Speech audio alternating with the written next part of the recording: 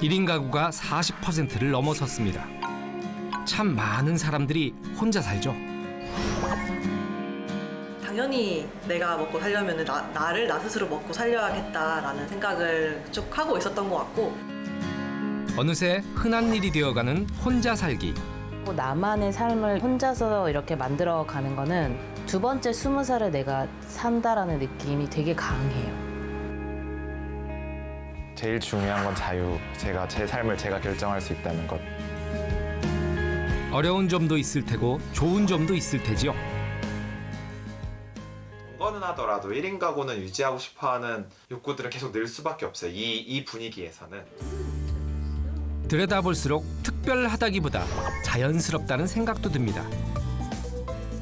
특별히 1인 곳을 고수한 건 아닌데 어쩌다가 계속 1인 가구고 어쩌면 우리 모두 겪게 될 1인 가구. 그 속사정을 한번 들여다볼까요?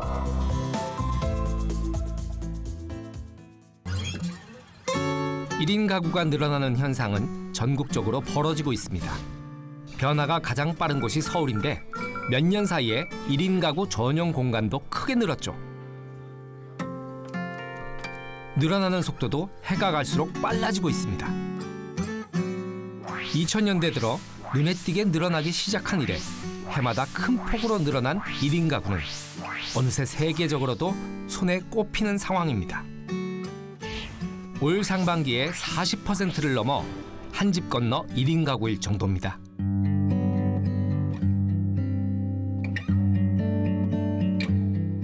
늘어나는 1인 가구, 잘 살고 있을까요? 취업 준비 중인 1인 가구 하는 씨. 최근 경쟁률 높다는 행복주택으로 이사한 덕분에 기분 좋게 하루를 시작합니다.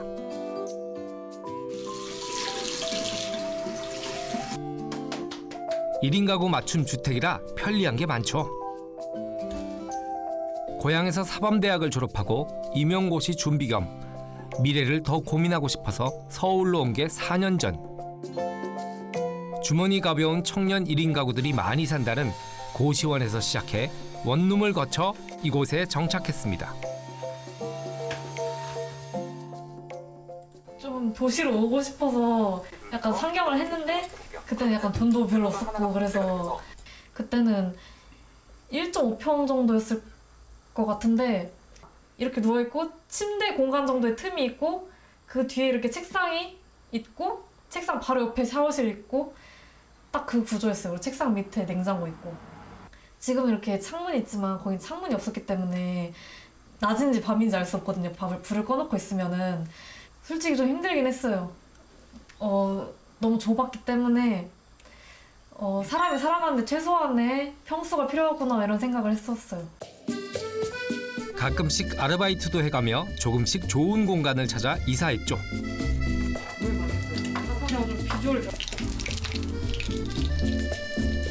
혼자 살고 혼밥하는 일상에 익숙해지면서 재미도 커지고 있지만 주거 공간에서 제약을 받을 수밖에 없다는 점은 큰 불편입니다. 원룸인데? 원룸이면 부엌이랑 방이 붙어 있잖아요. 근데 부엌에 다른 호실에서 요리한 냄새가 다 넘어오는 거예요. 그래서 막 제가 요리를 하지 않았는데도 막 요리 냄새가 막 나가지고 그런 것도 좀 힘들고 언제부턴가 자꾸 벌레가 맨날 벽에 붙어 있었어가지고 그것도 힘들고 그냥 여러모로 좀 독립을 하고 나와서 여기가 내 집이다 하고 생각하고 살려니까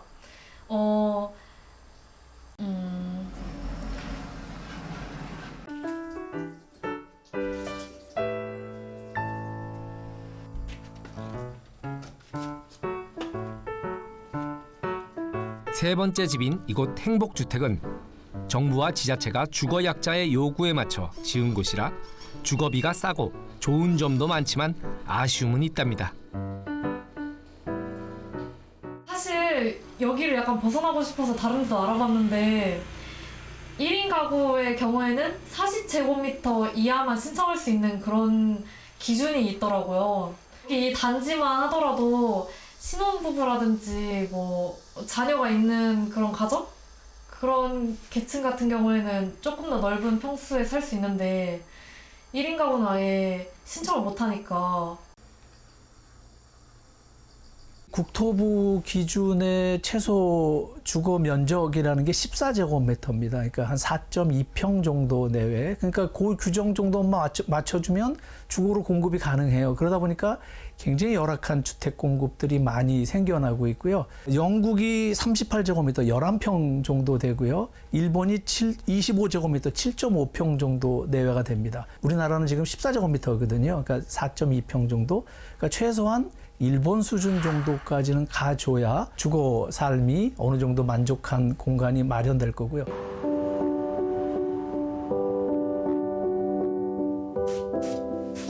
유복한 집에서 자라 결혼하고 전업주부로 살 때는 아파트가 당연한 공간이었지만 1인 가구가 되면서 달라졌습니다. 살 집은 가장 큰 걱정거리죠.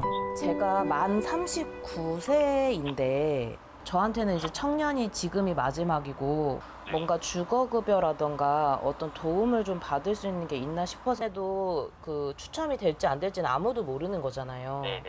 그래서 제가 이제 지금 월세 지원도 만약에 안 되시고 그러시면 일단은 대학원에서 심리 상담을 전공했지만 전업주부로 사는 사이에 경력 단절이 되어버렸고 부지런히 구직을 하는 사이에 임시직 일도 여러 개. 하지만 소득은 뻔합니다. 그나마 절반 가까이는 월세로 나가는데 청년 주거 지원에선 번번이 떨어지고 나이 제한도 다가오고 있죠. 청년일 때 그나마라도 국가가 봐주는 나이대가 청년인데 그러면 저는 이제 바로 노년으로 가는 게 아니잖아요. 중년을 갈 거잖아요. 근데 법적인 걸 이런 제도를 찾아봐도 중년은 되게 좀 없는 편에 속해요. 따로 살지만 양육비를 감당하고 아이에게 엄마 노릇 제대로 하려면 일도 주거도 안정적으로 마련해야 할 텐데 1인 가구 혼자 이 많은 숙제를 해결할 수 있을까요? 소득은 불안정하고 주거비는 높은 악순환. 적지 않은 1인 가구가 겪는 어려움이죠. 이제 타로 일기도 쓰면서도 그러니까 오늘 돈 도대체 어디다 뭐 썼나 뭐 이런 것도 쓰고요. 제가 느낄 때 국가가 아직 1인 가구를 어떻게 다뤄야 하는지 준비가 안 돼 있고 잘 모르거든요. 그래서 지금도 여러 가지 사업들이 제가 볼 땐 1인 가구를 돕는 게 아니고 1인 가구를 이해하는 시간으로 쓰신다고 보거든요.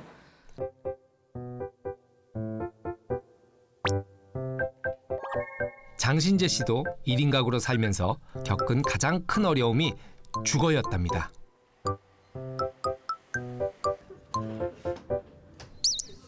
해결 방법을 찾아 전에 없던 시도를 하고 있죠.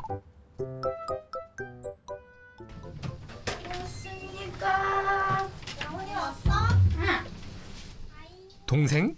아닙니다. 장신재 씨가 전세로 집을 구하고 월세로 1인 가구 넷을 들여 함께 살죠. 장원이 잘 갔다 왔어? 응. 밥 먹었어? 언니 뭐 해줄 거야? 혼자 살다 보면은 저도 이제 계속 더 좋은 집으로 조금씩 업그레이드를 나름대로 했는데 어쨌든 혼자 사는 집은 한계가 있더라고요. 가령 뭐 월세든 전세든 그 나가는 비용을 저 혼자 부담하기는 굉장히 크고 내가 언제까지 이런 식의 1인 가구 형태로 이런 작은 집에서 만족하면서 살아야 될까. 함께 살 세입자들은 SNS로 모집했는데 친환경적으로 선하게 살 여자들만 입주했다는군요. 그래서 선녀방이죠. 외국에서 교환학생 생활을 할 때 그때 느껴본 바로는 저는 저의 개인 공간이 어느 정도 확보되기만 하면 다른 사람이랑 같이 사는 것이 불편하다기보다 오히려 재밌어하는 타입이어가지고 사실 되게 혼자 살고 싶었는데 이제 집에서 아무래도 혼자 살면 너무 위험하다. 좀 나름대로 타협점으로 이제 제가 제시를 한 거죠. 큰 방은 두 사람이 나눠 써야 해서 불편할 만도 하지만 월세가 싸다는 장점이 있고 집에 오래 있는 사람은 혼자 쓰는 방을 고르죠. 방은 따로 살림 공간은 함께 쓴다는 점에서 요즘 늘어나고 있는 공유주택과 비슷하기도 하지만 운영자가 같이 살아서 친밀감이 크죠. 여성 1인 가구가 많이 걱정하는 안전 문제도 모여 살아서 해결될 수 있었습니다.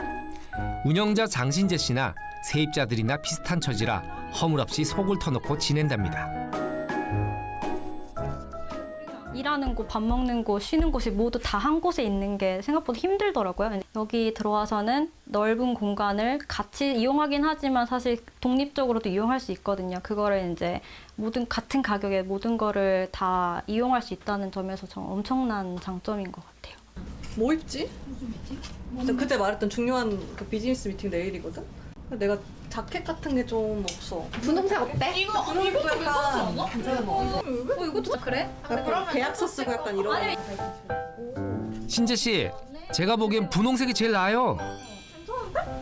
안에 그냥 깔끔한 거 티 입으면은 그냥 검은 바지에.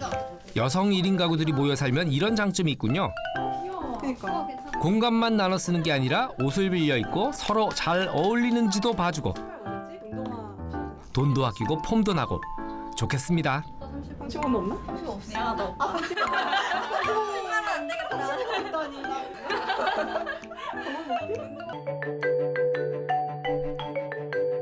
일인 가구 증가는 우리나라뿐 아니라 전 세계, 특히 유럽에서도 확산되는 현상입니다. 1인 가구 비율이 50%를 훌쩍 넘은 나라도 있죠. 영국도 1인 가구가 많기로 손꼽힙니다. 세계 최초로 외로움 장관을 임명한 곳도 1인 가구 증가와 무관하지 않고 1인 가구 주거 지원의 정책도 다양하게 진행하죠. 런던 외곽에서 1인 가구로 사는 에디. 청년 창업가로 꿈은 크지만 주머니는 가볍습니다. So this is the kitchen and everything else.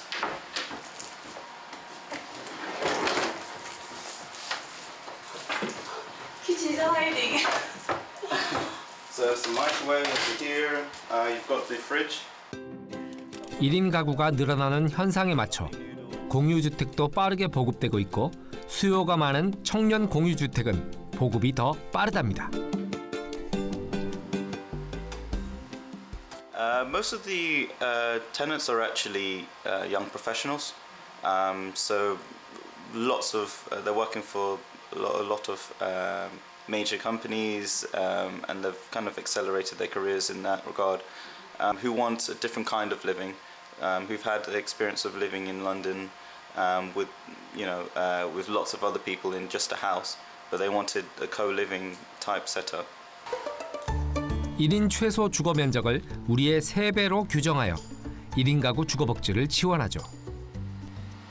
We are in Hounslow, so in the Council of Hounslow.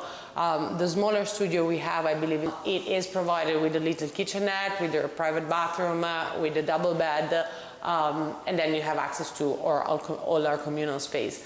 What councils typically do is, if your rooms are reduced or small in size, they demand that there is some communal space. So I understand that you're head of operations. For each of our properties, at the start you have our services and CIC, for example. You've got the categories here: cleaning, maintenance, security, suggestions, and other. Say there's a cleaning issue, they can click cleaning. They can easily write a description, add any notes, and send an image. That gets sent then straight to our operations team and property management, and we can deal with that straight away.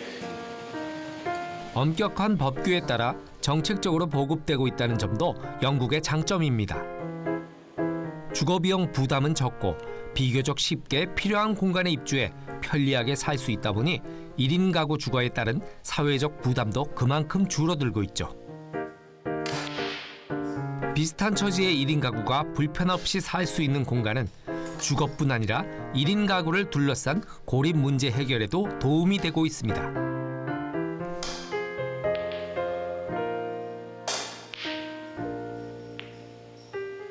So I've been here for about a month, and I've already made some fantastic friends.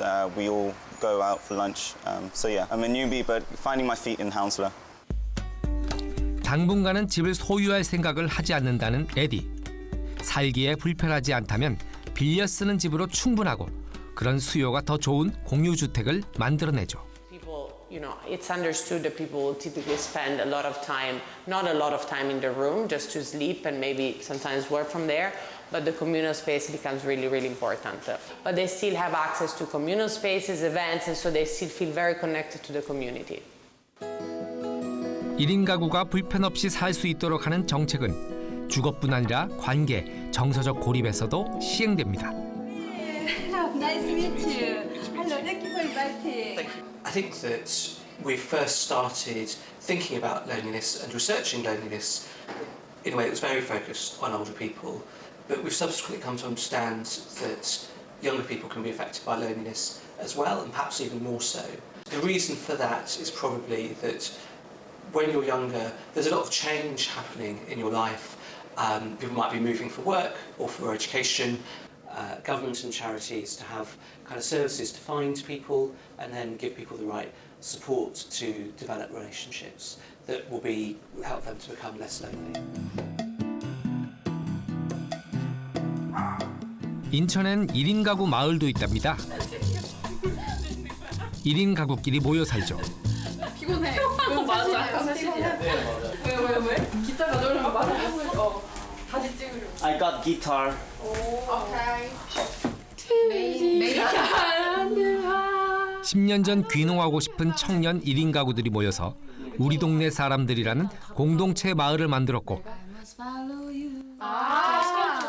지금은 1인 가구로 더 재밌게 살고 싶은 사람들이 모여 산답니다. 금전적인 게 가장 컸던 것 같고요. 원래 혼자 살 생각은 하고는 있었는데 잘 엄두가 안 났었어가지고 여기서 좀 이렇게 연습을 해보고 혼자 살아봐야지 뭐 그런 생각을 했었는데 맨날 혼자 일어나고 혼자 밥 해먹고 혼자 컴퓨터 하고 이게 좀 답답한 느낌이 있었던 것 같아요. 일에 너무 쫓기면서 살지 말자는 게 이 마을에 모여 사는 사람들끼리의 공통된 생각이라 일부러 시간을 맞춰 모여서 함께 즐거울 만한 일을 하죠.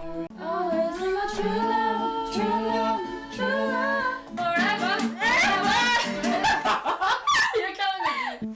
공부창이야. 마을 대표 조정훈 씨. 10여 년 전 1인 가구 마을을 만든 뒤 짝을 만난 지금도 1인 가구와 섞여 삽니다. 기존 혈연 가족도 아니고 어떤 결혼 가족도 아니고 근데 정말 가족보다 어쩌면 더 밀접한 이제 관계들이 만들어지게 되면서 이런 걸 뭐라고 표현해야 적절할까 하다가 사회적 가족이라는 말이 좀 적절할까라는 데서 좀 쓰고 있습니다.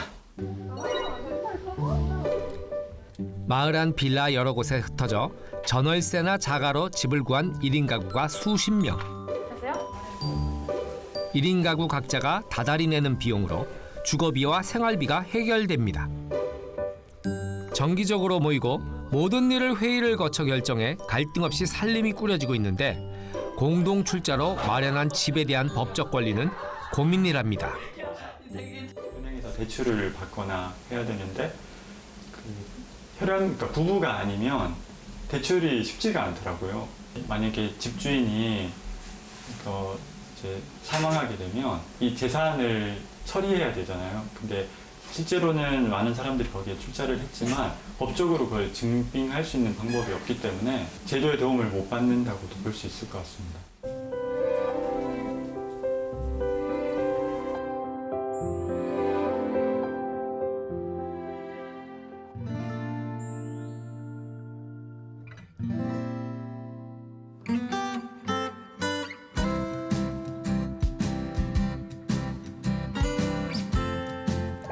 은정 씨는 생애 대부분을 고양이와 살았습니다.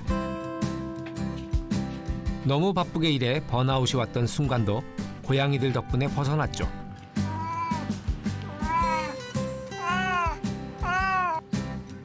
하나둘 늘어난 고양이가 어느새 5마리. 어렸을 때 키웠던 고양이를 좋아하니까 고양이랑 같이 살면 좋겠다 이렇게 생각을 해서 그래서 모찌를 데리고 왔어요. 2살 때. 근데 모찌고 좀 수다스러운, 사람이 좀 약간 수다스럽거든요. 계속 말을 걸어요. 어느덧 함께 나이 들고 셋째는 15살. 사연도 각별하죠. 이제 엄마가 보살피던 고양이가 새끼를 낳아서 그 중에서 한 마리를 제가 데리고 왔고요. 그리고 방울이 같은 경우도 그 고양이가 딱 한 마리 낳아가지고 방울이도 제가 데리고 왔고, 그리고 모래가 5째. 사람으로 치면 8, 90대 어르신부터 20, 30대 청년 세대에 걸쳐 있는 5마리 고양이. 그동안 나눈 미운종 고운종은 식구 못지 않습니다. 상어가 6째. 상어 같은 경우는 좀 처음부터 약간 좀 겁이 많아서 혼자 잘 숨어 있다가. 고양이에 관해서라면 모르는 게 없는 은정 씨. 책 디자인에 대해서도 모르는 게 없는 베테랑입니다. 이름만 대면 알만한 베스트셀러 표지 디자인도 많이 했고, 출판계가 불황이라는 요즘도 작업 의뢰가 이어질 만큼 실력을 인정받고 있죠. 열심히 일해 번 돈을 고양이 돌보는 데 써왔습니다. 아이고, 참 귀엽게 생겼네요. 그 사이에 돌보던 고양이가 무지개 다리를 건너기도 했죠. 오래 함께 정도 깊지만 걱정도 됩니다. 찌랑 세모가 좀 소화를 못해요, 잘. 그래서 갈아서 줘요. 18살. 사람으로 치면 90대인 못지는 노안으로 아픈 곳이 많죠. 언제든 이별이 찾아올 수 있고, 그래서 더 애틋하게 챙기지만 마지막을 함께하지 못할까 걱정이죠. 은정 씨도 다가오는 노년을 피할 순 없으니까요. 제가 혼자이니까 뭔가 잘못됐을 때 이 아이를 보살펴 줄 곳이 없어서, 이 아이들도 제가 갑자기 없어짐으로 인해서 보호자가 없어지는 거잖아요. 근데 만약에 제가 그걸 대비를 해서 나의 얼마 안 있는 뭐 전세금이라도 이 아이들 키우는 데 쓰고 싶다, 이렇게 제가 유언을 남기고 뭐 변호사를 통해서 공증을 받아도 이 아이들은 생명권 자체가 보장받지 않기 때문에 뭐 가족이 누군가가 법적으로 문제 있다고 소송을 걸면 그냥 갈 수가 없어요.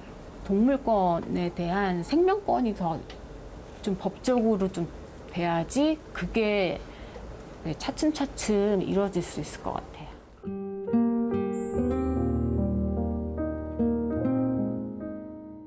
가구의 증가로 인해서 사실은 가족 간의 유대 관계가 과거에 비해서 좀 많이 변화되었습니다. 따라서 조금 더 어떤 상속에 있어서 망인의 의사를 좀 존중하는 방향으로 어떤 제도를 개선해야 되지 않겠냐.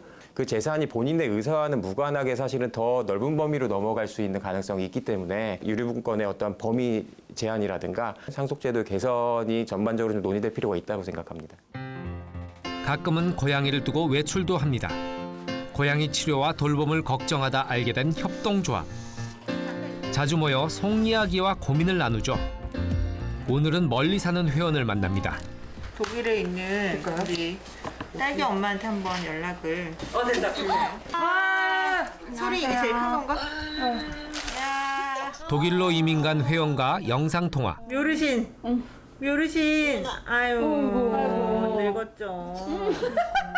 독일은 우리와 반려동물 문화가 많이 다르답니다. 딸기야. 고양이도 등록을 하는 거야? 지자체나 뭐 이런데? 병원을 데려갔더니 얘는 등록번호가 뭐야?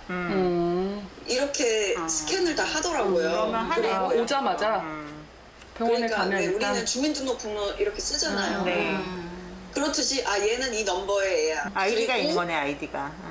어디 그러니까 잊어버리면 네가 찾을 수가 있잖아요. 얘한테 번호가 주어져. 반려동물 등록제는 우리나라도 지자체별로 진행하는 곳이 있지만 일부 지역에 불과하고 등록 대상 동물도 한정적이라 보호 폭이 좁습니다. 무엇보다 동물을 대하는 기본 태도에서 인식의 차이가 크죠.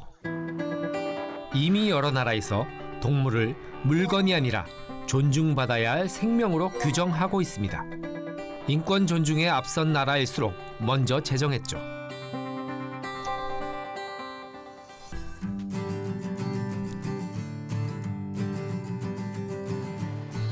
영국은 세계에서 가장 먼저 동물보호법을 제정할 만큼 동물권 보호에 적극적입니다. 도심 어디에서건 흔하게 반려동물을 만날 수 있는 데는 안심하고 동물을 양육할 수 있는 법적 보호의 영향이 크죠.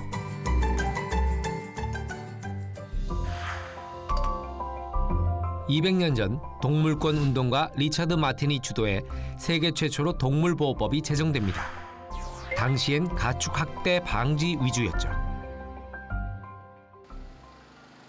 협회는 왕립으로 운영되고 산하기관에서 다양한 동물학대 방지 활동을 합니다.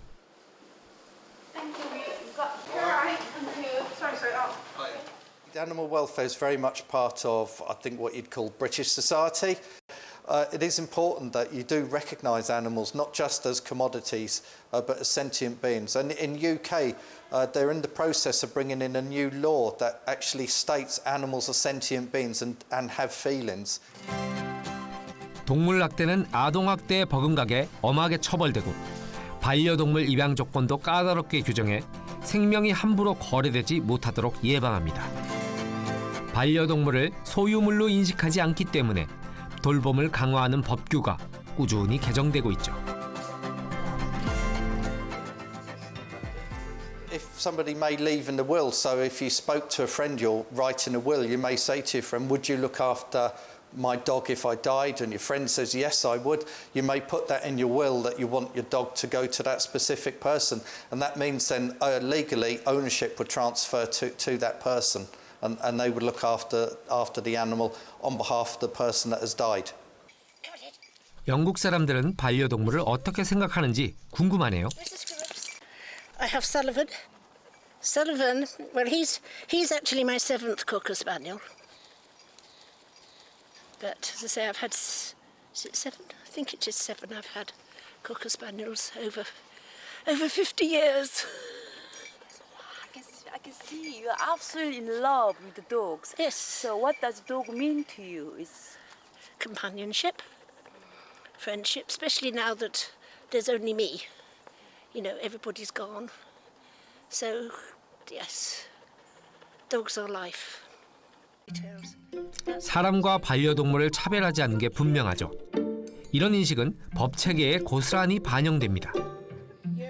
Your mum's looking at your baby photos. And I'm very old, so I will die before him. But my daughter will have him. Well, in this country, if you want to do a valid will that's not contestable, you do it through a solicitor. So the same if you're leaving to any charity. 반려동물 돌봄 서비스도 다양하고 편리합니다. 반려동물 산책객 중에는 여러 마리를 동반한 경우도 있는데 그중엔 도그워킹, 그러니까 개 산책 도우미가 섞여 있습니다. 영국에선 흔한 직업이고 수요도 많답니다. Quite often in this park you'll see people with like 8 dogs because they're walking other people's dogs while they're at work. 시간제나 반일제 혹은 종일제로 다양하게 이용할 수 있고 그 밖에도 반려동물 돌봄 서비스가 많다고 하네요. People who work full time will drop their dogs at her house in the morning and then pick them up in the evening, and she will take them out for a walk during the day. She will feed them, and they're in a house with other dogs and with her, so they're not lonely. It's like doggy daycare, you know, it's like a nursery for dogs. But yeah, I think there's all sorts of ways around having a dog and looking after a dog in a way that keeps them healthy and well. 그리고 반려동물 돌봄 기관도 다양하죠. 반려견 학교로 불리는 이곳은 사람 학교처럼 스쿨버스도 있고 수업도 한답니다. Hello guys. Hello. So this one's Rosa. That's Dave. Felix. In the morning I'd speak to the owners. I'd arrange obviously a time to collect them. And then these two guys would come and play to school with their friends and their buddies. So this is how we go. So in we go to the daycare. Yeah, are you guys ready? Are you ready to go play? I know, darling. Right, should we take them into school? Come on, guys, let's go to school. 하루를 이용할 수도 있고 한 달 혹은 연간으로도 이용할 수 있는데 비용이 저렴해서 수요가 많답니다. It's a doggy school, so what we do is every morning when I collect them in the morning, I always say to them, are you ready for school? And we have a register which we tick off every day to make sure that they're obviously ticked in. We also speak back to the owners, so we send messages and videos and pictures directly throughout the day. 안심하고 맡길 수 있도록 돌봄 과정을 투명하게 공개하고 있답니다. So normally what we would do now is we'd let them play in this paddock for a little while, calm down for the first 10 minutes, and then we take them into the bigger paddock where we have the sand pits, the swimming pools, and the agility courses. Hello, Felix. It's okay. If a kid is good at school, they would get a sticker or a badge or a certificate sent home for their parents to see. We do the same here. So it'd be a case like for Huxley. So on his first day, he would have got a certificate for joining the pack. Ready? Way good boy. 마당이 좁거나 놀 공간이 부족하면 이렇게 견주도 같이 시간을 보내죠. 하루 이용료가 우리 돈 10,000원을 넘지 않는 곳이 많고 이용자가 많다 보니 더 안정적으로 운영될 수 있는 선순환이 이어지죠. 법률 지원도 촘촘합니다. The first and most important thing to us is dog safety. So we make sure that the dogs are safe all of the time. But of course, I'm pretty sure it's part of the license. You have to have insurance, but of course we do because we want to make sure that if anything happens, we can look after these dogs straight away. In Britain, a lot of dog owners do have pet insurance. I think it's a really good idea because animals do cost money at the end of the day, and you've got to care for them. And when they do get sick, you've got to take them to the vet and pay for it. 1인 가구 마을 우리 동네 사람들. 주말 아침이면 모여 부지런히 짐을 챙깁니다. 따라가 볼까요?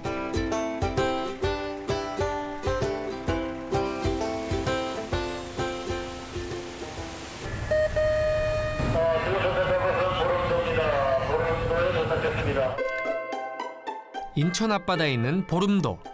섬이지만 농사가 주업일 만큼 비옥한 이곳에 주말 텃밭을 꾸렸죠.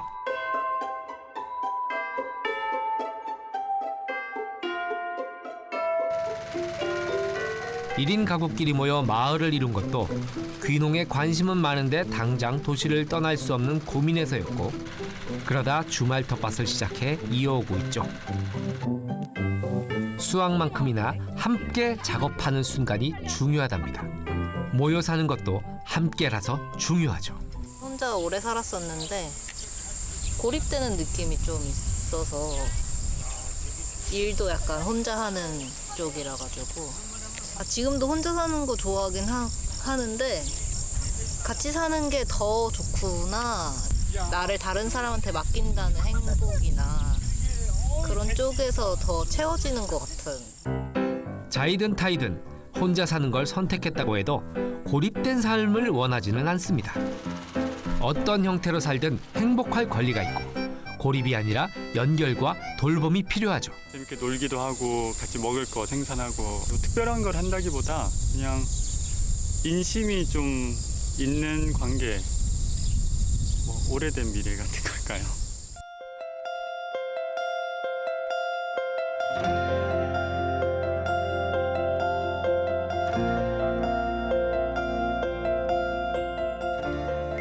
더 즐거운 농사를 위해 텃밭 곁에 농막을 짓습니다. 혼자끼리 힘을 합쳐 재밌는 일을 계속 벌여나갈 작정이죠.